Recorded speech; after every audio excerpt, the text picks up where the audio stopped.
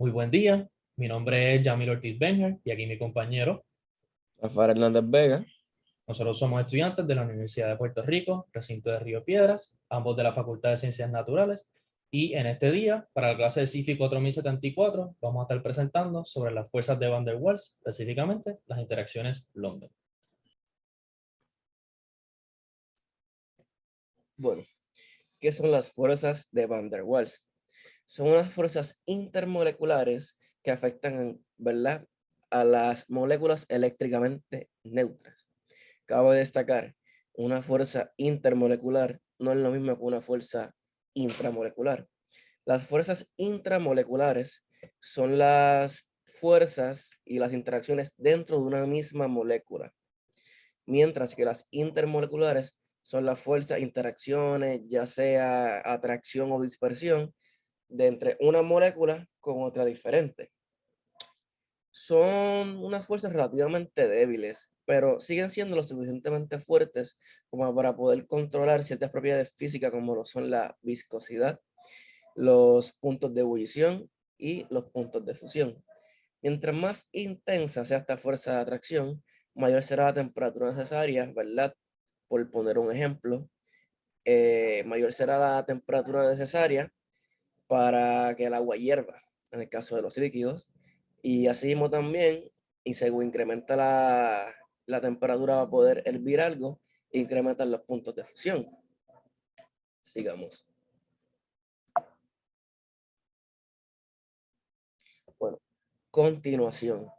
Aquí traje un video que explica, ¿verdad?, ciertos aspectos de los que son las fuerzas de Van der Waals, pero yo antes de entrar a ese video voy a explicarles unas cosas aparte, ¿verdad?, que yo conseguí. Se les nombró fuerzas de Van der Waals en honor al científico Johannes Van der Waals, quien fue quien creó la ecuación para predecir la desviación de los gases del comportamiento ideal. Que, ¿verdad?, por si no lo sabían, además de ser unas fuerzas, como estamos hablando aquí, Van der Waals también es una ecuación.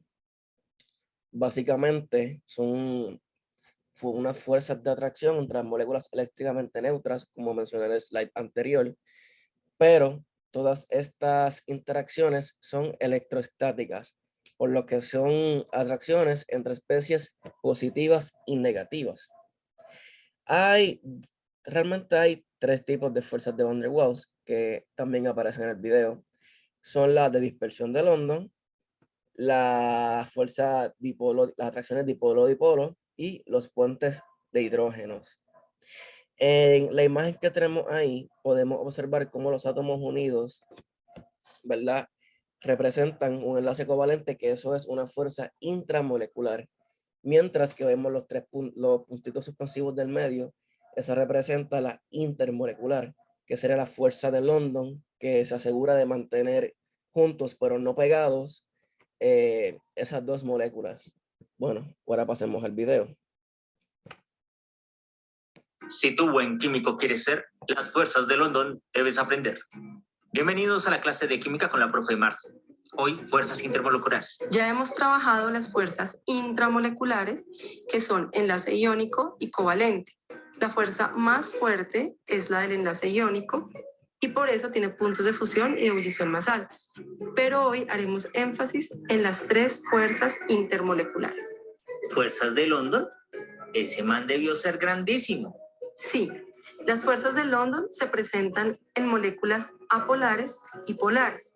Por ejemplo, en este caso tenemos el CO2, geometría lineal, 180 grados, y las fuerzas de London dependen exclusivamente del peso molecular del compuesto. Fuerzas dipolo-dipolo, Marce, eso como que tiene que ver con la atracción. Sí, Ceci, tiene todo que ver con la atracción. Se presentan en moléculas únicamente polares. Por ejemplo, la que tenemos aquí, HCl, ácido clorhídrico. Todos los elementos que están combinados hidrógeno con un halógeno del grupo 7A son polares y presentan este tipo de fuerza. También los compuestos angulares y los que presentan geometría piramidal trigonal. Puentes de hidrógeno, Marce, eso me suena más débil que el Chirijara. No, Ceci, al contrario, es la fuerza más fuerte. la presentan las moléculas polares, pero ojo, no cualquier molécula polar tiene puentes de hidrógeno, solamente las que se combinan hidrógeno con un elemento como flúor, oxígeno y nitrógeno, conocidos como FON. Esto lo deben saber, Marcel, los ingenieros, para que hagan más puentes fuertes y menos débiles y no se caigan en Colombia. Esto explica por qué el agua, teniendo una masa molecular tan baja como son 18 grados, tiene un punto de ebullición tan alto como 100. Esta es la fuerza más fuerte de las que hemos visto hoy. Bueno, Marce, hay un resumencito para pasar el quiz. Listo, Ceci.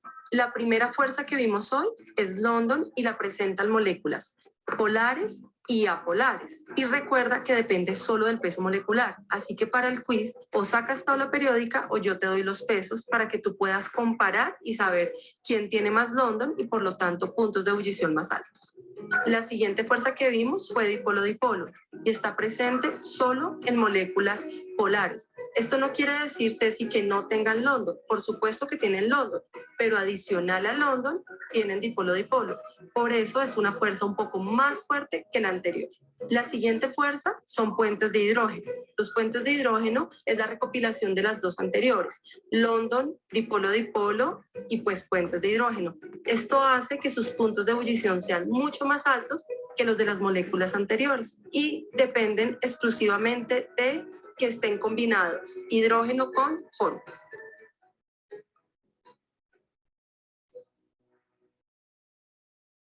Bueno, ya vimos esa breve explicación. Ahora sigamos con una explicación más a detalle de lo que son las fuerzas de London, que pues de eso se trata realmente nuestro PowerPoint. Bueno, fueron descubiertas en el 1930 por el gran científico Fritz London. El hallazgo lo hizo cuando él estaba observando los movimientos de los electrones de los átomos y observó que ocurrió, ¿verdad?, un dipolo instantáneo. Bueno, ¿cómo ocurren los dipolos instantáneos? Eso lo explicaremos en el próximo slide. Pero antes de eso, veamos otro videito más que nos hablará sobre quién fue Fritz London y por qué era tan importante en la comunidad científica.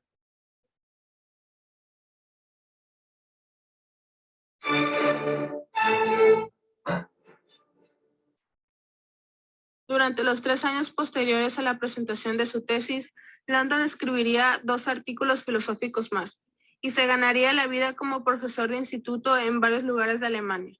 Pero sus intereses iban concretándose y en 1925 toma la decisión de volver a Múnich para trabajar en física teórica con varios científicos más. En 1933, la persecución nazi llevó al judío London a abandonar Alemania. Pasaría 2 años en Oxford y otros 2 en París, en el Instituto Poincaré. Finalmente, en 1939, aceptó el puesto de profesor de química teórica en la Universidad Duke en Estados Unidos, donde permanecería hasta su muerte. Fritz London nació en 1900 en Breslau, en el seno de una próspera y cultivada familia germano-judía. Su padre era profesor de matemáticas en Breslau y su madre era hija de un fabricante de tejidos. London recibiría una educación clásica en Bonn, lo que alimentaría su interés por la filosofía. Estudió esta disciplina en Bonn, Frankfurt y Múnich. Con solo 21 años recibió un doctorado por la Universidad de Múnich, tras presentar una tesis espectacular. Sin supervisión alguna, había elaborado toda una presentación de la teoría del conocimiento basada en el lenguaje simbólico y los métodos desarrollados por Pinau, Russell y Whitehead. Las creencias filosóficas son detectables en todo el trabajo de London, caracterizado por una búsqueda constante de los principios generales y la exploración concienzuda de las bases lógicas de los temas elegidos. Nunca fue un mero calculista. Así, por ejemplo, en 1939 publicó con Ernest Brown una breve monografía sobre la teoría de la medida en la mecánica cuántica. Entre 1925 y 1934, los intereses de London se centraron en la espectroscopía y en una nueva mecánica cuántica, especialmente aplicadas al estudio y caracterización del enlace químico. En 1927, como vimos, Heitler y London producieron su tratamiento mecánico cuántico de la molécula de hidrógeno. Su problema era calcular la energía de la molécula de hidrógeno en la que los electrones se mantuvieran unidos a 2 protones. Si los núcleos estuviesen muy alejados, la energía del sistema sería esencialmente la de dos átomos de hidrógeno separados, y solo habría que considerar la interacción entre un electrón y un protón. Pero cuando el núcleo está aproximado, hay que considerar 4 interacciones. Usando teoremas matemáticos de Lord, había desarrollado para estimar la energía mínima de una campana. Heckley y London pudieron ignorar el espinoso problema de la distribución efectiva de los electrones. La solución arrojaba valores de la energía de enlace increíblemente próximos a los obtenidos experimentalmente a partir del estudio de la espectroscopía. La demostración de Heisenberg de que los electrones son indistinguibles les permitió hacer más simplificaciones. Con todas estas aproximaciones consiguieron una expresión lo suficientemente simple de la ecuación de ondas de hidrógeno, de forma que la ecuación de Heisenberg todavía fuese manejable. A continuación veremos con más detalles el tema de espectroscopía y el enlace químico.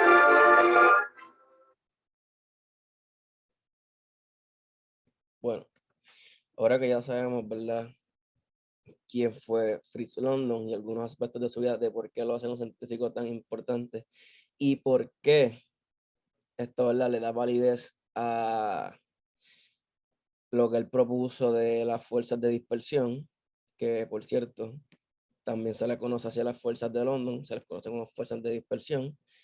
Entremos más a detalle sobre lo que son. Bueno, empecemos por explicar cómo ocurre un movimiento dipolar instantáneo. Esto, ¿verdad?, ocurre cuando todos los electrones de un átomo se encuentran en un mismo lugar.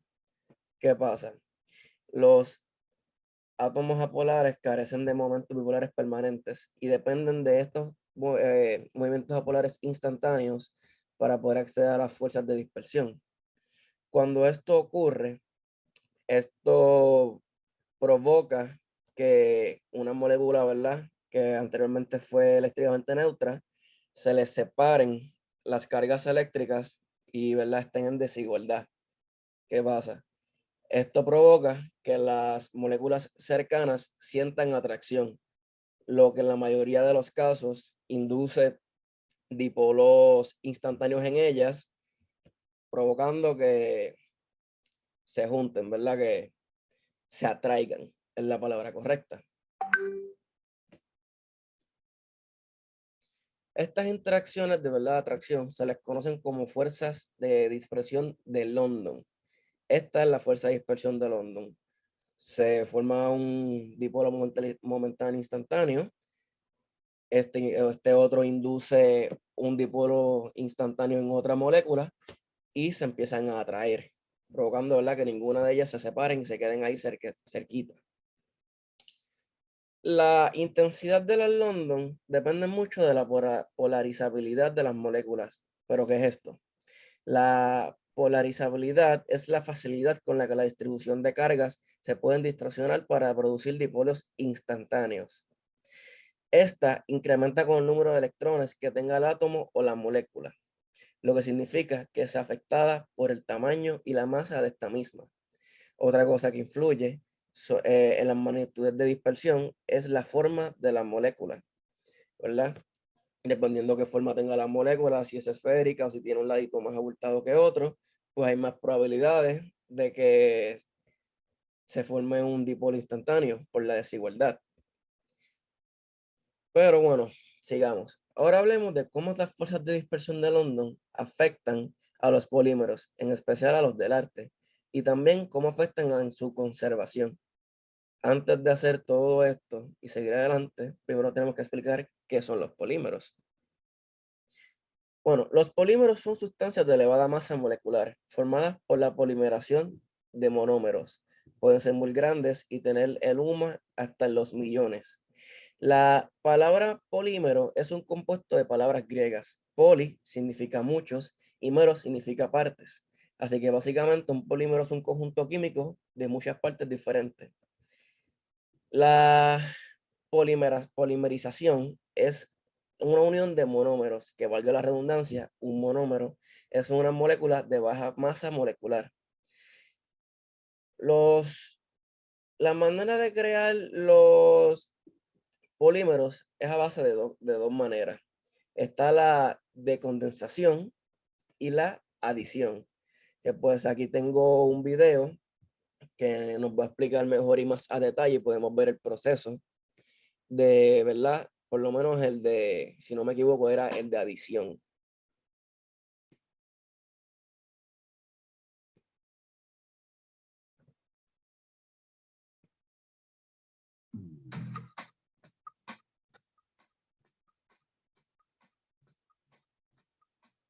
En esta práctica vamos a ver los dos tipos de polimerización posibles, de condensación y de adición. Los polímeros son grandes moléculas formadas por unidades más pequeñas llamadas monómeros. A la reacción en que se unen los monómeros para dar el polímero se llama polimerización. Hay dos tipos de polimerización, por condensación y por adición. En una polimerización por condensación, los monómeros a reaccionar son distintos. En su unión se elimina una molécula pequeña y el monómero debe tener al menos dos puntos de reactividad para que la reacción progrese. La reacción presentada es la formación del polímero baquelita a partir de los monómeros fenol y formaldehído. En nuestro caso es un derivado del fenol con formaldehído y nos conduce a un polímero del grupo de resinas fenólicas llamado baquelita. Vamos a mezclar la resorcina con formaldehído. El catalizador que vamos a utilizar va a ser ácido clorhídrico. Este fue el primer polímero que se comercializó industrialmente, baquelita. Para ello pesamos 5 gramos de resorcina y vamos a hacer 3 muestras. Los 5 gramos los ponemos en cada uno de los vasos. En uno de ellos no utilizaremos catalizador, en otro utilizaremos catalizador concentrado y en el otro catalizador diluido. Vamos a poner la misma cantidad de monómeros en todos ellos. Estos son 5 gramos de resorcina y 12 mililitros de formaldehído. Cada uno de los vasos tiene de estos dos reactivos la misma cantidad. Solo vamos a cambiar el catalizador. No añadiremos el catalizador hasta que no esté disuelto totalmente. Tal como hemos dicho, vamos a utilizar como acelerador de la reacción, como catalizador, ácido clorhídrico. En el primer caso lo ponemos muy concentrado y observamos que la reacción se produce de forma prácticamente instantánea. Donde cae la gota de catalizador, se forma inmediatamente el polímero y la reacción es fuertemente exotérmica y desprende la pequeña molécula que habíamos comentado al principio, en este caso vapor de agua. En el segundo vaso vamos a poner el mismo catalizador, ácido clorhídrico, pero ahora diluido con agua, por lo que su concentración es mucho menor. Observamos que en este caso la reacción no es instantánea. Donde ha caído el catalizador no se observa la formación de polímeros. Sin embargo, basta esperar unos segundos para comenzar a ver cómo la reacción genera calor, está empezando a desprenderse vapor de agua, el líquido se vuelve más viscoso, su color se va oscureciendo y en cuestión de pocos segundos la muestra ha polimerizado por completo. Observamos en este caso que el producto que se obtiene tiene una textura más homogénea que en el caso anterior, al ser la reacción menos violenta y generar menos burbujas. El color es más claro, aunque luego irá variando con el tiempo, y la textura es más homogénea. Este tipo de polimerización, como necesita la mezcla de dos monómeros diferentes, no se daría durante el transporte de estas sustancias. O sea, no habría que tener en cuenta estos procesos de polimerización, salvo que se produjera la mezcla de ambos compuestos. Aquí vemos el efecto del catalizador. Vemos que el resultado final sobre el polímero obtenido es distinto según la cantidad de catalizador añadida. Vemos que en el caso que el catalizador era diluido, el producto final es homogéneo, mucho más regular que en el caso en que el catalizador era clorhídrico concentrado y el polímero se formó muy rápidamente. Aquí la polimerización es por adición. Los monómeros son todos iguales y deben tener al menos un doble enlace. El catalizador aumenta la reactividad del doble enlace, permitiendo la unión de monómeros. El doble enlace se pierde en el proceso, permitiendo alargar la cadena carbonada. En el ejemplo que se muestra es un derivado del estireno que nos dará el poliestireno. Observamos en estas muestras un monómero que puede dar polimerización por adición, en este caso el metilestireno. Vemos que es un líquido transparente de baja viscosidad. Cuando polimeriza, se observa el cambio de estado, se ha vuelto completamente sólido, lo cual, si se produce en un tanque, depósito o transporte, dificulta enormemente su extracción. Hay una etapa intermedia cuando comienza la polimerización en el que la viscosidad del producto aumenta. Esto es un indicativo de que hay que tomar medidas de precaución, añadir inhibidores para evitar que la polimerización vaya a más. Aquí observamos una serie de objetos de uso cotidiano. Todos ellos están hechos a base de polímeros sintéticos.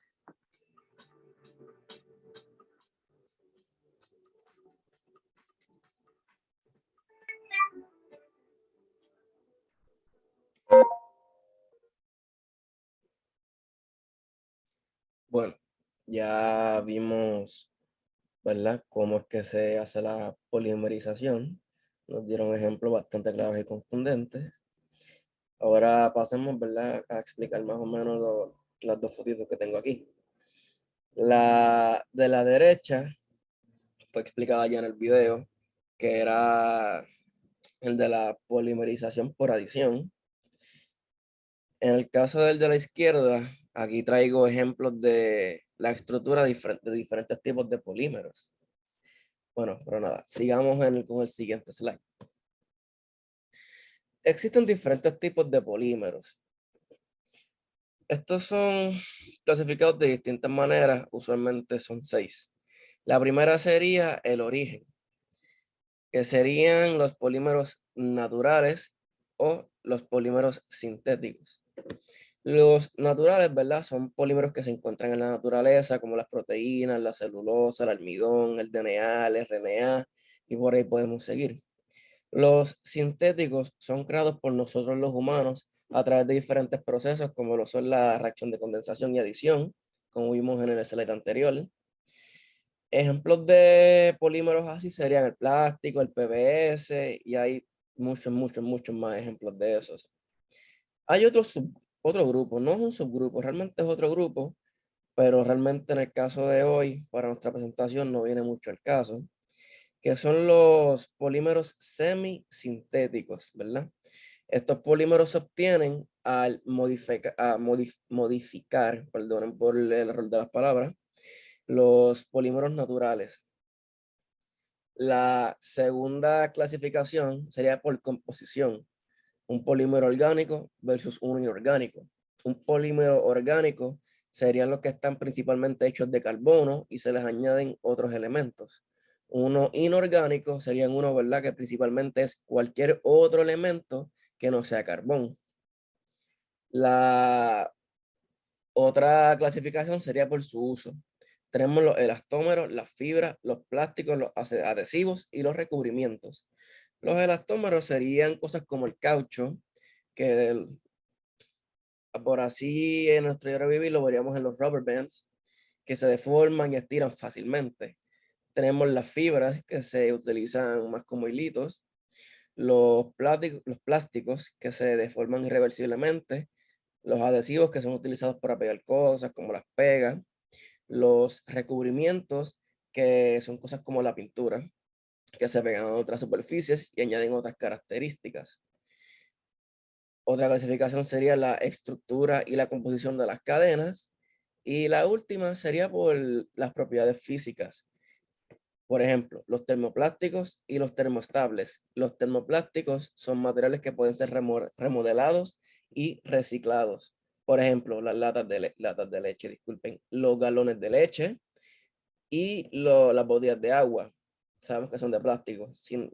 Incluso nosotros podemos venir, los calentamos y podríamos formarlos en un envase, en otra cosa. El punto es que son reciclables. Los termoestables se forman a través de procesos químicos más irreversibles. O sea, no más, son irreversibles, punto. Sí se podrían reciclar algunos, pero a veces ni siquiera vale la pena el intento, porque como dije, la mayoría de los casos es irreversible y tiene una composición tan fuerte que ni siquiera vale la pena reciclarlos. Y la mayoría son irreciclables, valga la redundancia. Entonces, ¿qué tienen que ver las fuerzas de Van der Waals-London en los polímeros? Pues las cadenas que forman la estructura en los polímeros son unidas mediante fuerzas de Van der Waals, tales como las interacciones London, puentes de hidrógeno, interacciones hidrofóbicas, etc. Las fuerzas de dispersión o London están presentes en todas las interacciones intermoleculares.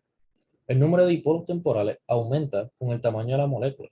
Entonces se experimentan mayores fuerzas de atracción entre cadenas de polímeros con mayor área de superficie.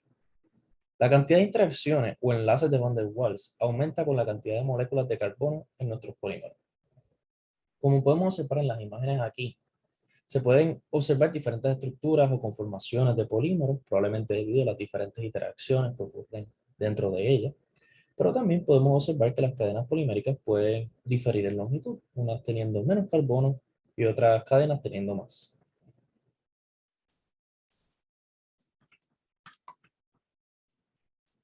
Entonces, como conocemos, estas cadenas están compuestas de altos números de átomos de carbono, lo que resulta en un aumento de temperatura de fusión, resultando en materiales que pueden ser sólidos a temperatura ambiente y pueden mantenerse como sólidos a temperaturas más altas.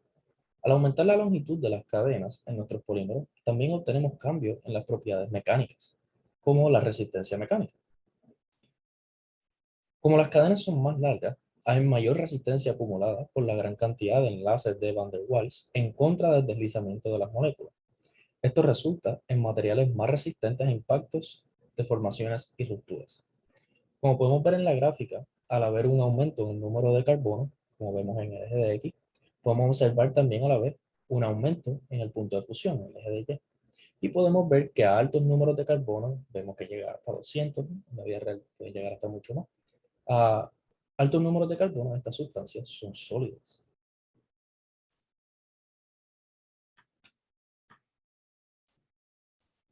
Polímeros en el arte. ¿Qué tiene que ver?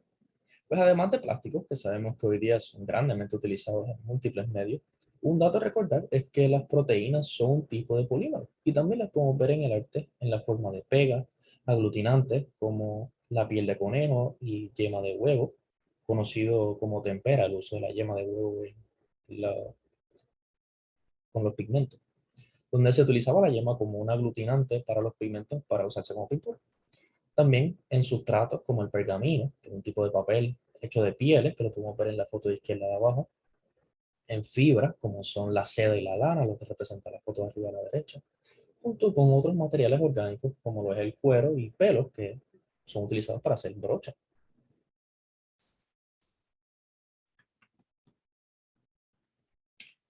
Pero luego de la Segunda Guerra Mundial, fue debido a la escasez de materia prima o materia natural, es que por esto los científicos se dedicaron a descubrir nuevos métodos para poder formar polímeros sintéticos. Estos nuevos materiales fueron incorporados gradualmente en los medios de arte, permitiendo elaborar sus piezas de manera única y explorar nuevos métodos para llegar a sus finales, los finales que ellos deseaban llegar, los artistas. Como por ejemplo el pintor Jackson Pollock, un famoso pintor por su obra abstracta, quien utilizó pintura sintética en la pieza que podemos ver arriba en estas imágenes, que tiene los colores como rojo y negro. Pero también podemos ver otro pintor, David Smith, quien utilizó pinturas a base de nitrato de celulosa en la obra que vemos abajo a la izquierda.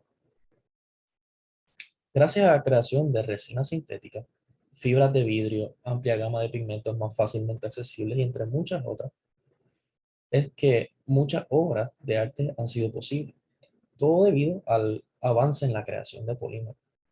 Un ejemplo es la marca Ripollin, entiendo que se dice así, una de las primeras marcas que utilizó pinturas sintéticas, tales como barnices y esmaltes, las cuales fueron utilizadas incluso por Pablo Picasso. Y podemos ver una de sus obras aquí, que es una mujer leyendo un libro en una mesa. También nosotros podemos ver polímeros seminaturales en el arte, siendo estos los que son sintetizados de polímeros naturales o a partir de polímeros naturales, como lo es el celuloide, que es utilizado en las películas fotográficas, lo que es el film como tal, al igual que también es utilizado en pinturas.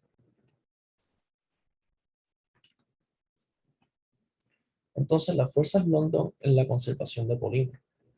En el pasado, muchos museos comenzaron a darse cuenta que los polímeros, tales como plásticos, que comenzaban a dar problemas en las obras de arte, afectando la conservación de las piezas. Esto era debido a que el plástico se estaba degradando. Esto era debido a una multitud de razones. Sin embargo, se descubrió que hay formas de reducir los efectos de degradación de los polímeros. El primero de estos siendo, obviamente, remover o reducir estos efectos ambientales que están causando que los polímeros se degraden más rápidamente, tales como lo es la temperatura o la humedad. Pero, una vez esto ya se ha hecho o no se puede hacer por X o Y razón, hay otras alternativas. Una de estas siendo utilizar un plastificante, el cual es añadido a los polímeros para aumentar su flexibilidad. Los plastificantes son dispersados dentro de la matriz del polímero y son unidos vía fuerzas de Van der Waals. La adición de este material permite utilizar temperaturas de procesamiento más bajas, lo que reduce el potencial de degradación térmica.